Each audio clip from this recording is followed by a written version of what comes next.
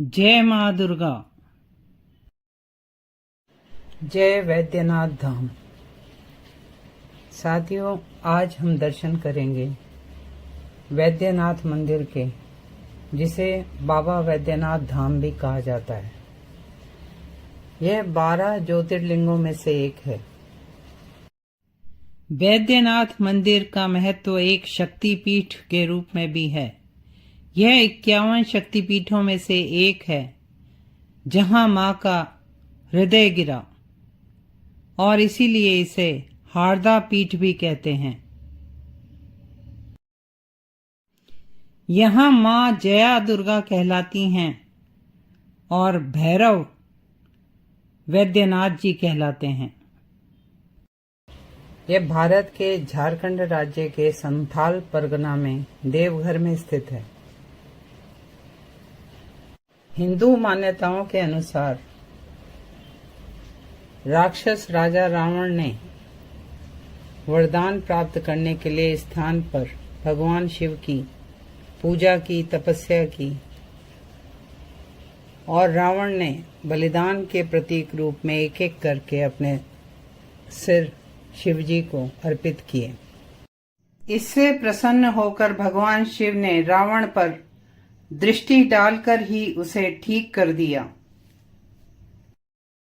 और वे इस स्थान पर वैद्यनाथ कहलाए। दूसरी पौराणिक कथा के अनुसार रावण भगवान शिव को प्रसन्न करने के लिए हिमालय क्षेत्र में तपस्या कर रहा था। उसने अपने 9 सिर भगवान को भेंट स्वरूप अर्पित किए और 10वां सिर काटने की तैयारी कर ही रहा था कि भगवान उसके सामने प्रकट हुए और वरदान मांगने को कहा। रावण कामना लिंग को, अर्थात भगवान को, कैलाश से लंका द्वीप ले जाना चाहता था।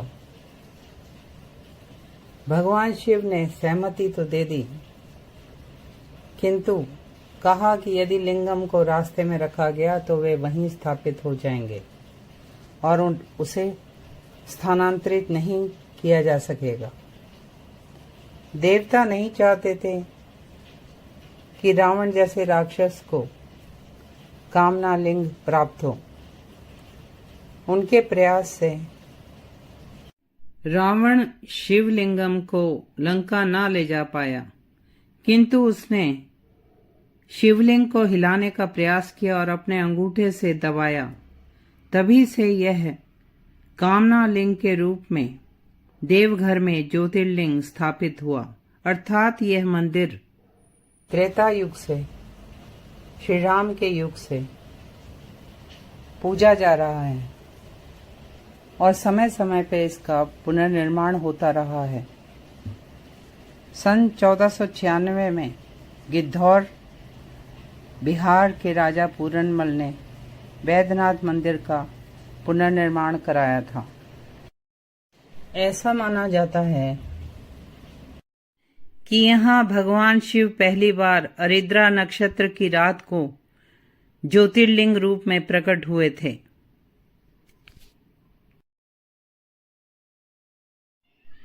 मंदिर प्रांगण में मां पार्वती, भगवान गणेश, मां जगत जननी, ब्रह्मा जी,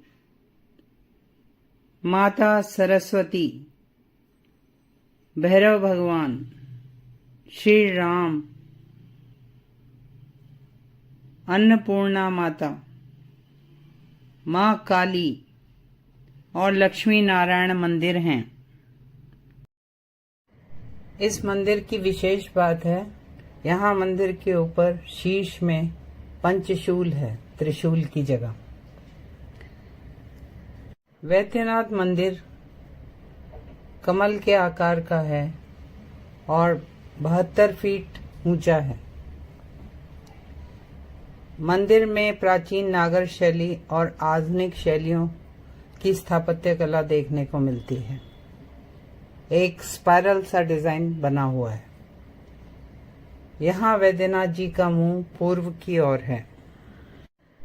मंदिर में सुबह पहले लिंगम पर कच्चा जल यहाँ के पुजारी चढ़ाते हैं और फिर तीर्थयात्री जल, फूल और बिल्व पत्र चढ़ाते हैं। सावन की कांवड़ यात्रा में यहाँ लाखों तीर्थयात्री आते हैं। सुल्तानगंज से गंगा जल लाकर कांवड़िए भगवान को चढ़ाते हैं, जो वैद्यनाथ से लगभग 108 किलोमीटर दूर है। पूरे रास्ते ये कांवड़िए भक्ति भाव से भिगोए हुए मन से नंगे पैर चलते हैं और भगवा रंग के कपड़े पहने इन लोगों की अटूट कतार पूरे 108 किलोमीटर 1 महीने तक इस सड़क पर फैली रहती है। वैद्यनाथ जी के मंदिर में जल चढ़ाने के बाद ये तीर्थयात्री बासुकीनाथ मंदिर, जो वैद्यनाथ जी की तरह ही छोटे आकार का बना हुआ है, उस मंदिर के दर्शन करते हैं। इस मंदिर की विशेषता यह भी है कि यहाँ तीर्थयात्री ज्योतिर्लिंग पर स्वयं अपने हाथ से अभिषेक कर सकते हैं और बाबा धाम में प्रसाद रूप में पेड़ा खरीदा जाता है। यह देवघर की खासियत है। साथियों, अब मैं वैद्यनाथ जी की संध्या आरती का दर्शन कराती हूँ और साथ ही मंदिर का भी।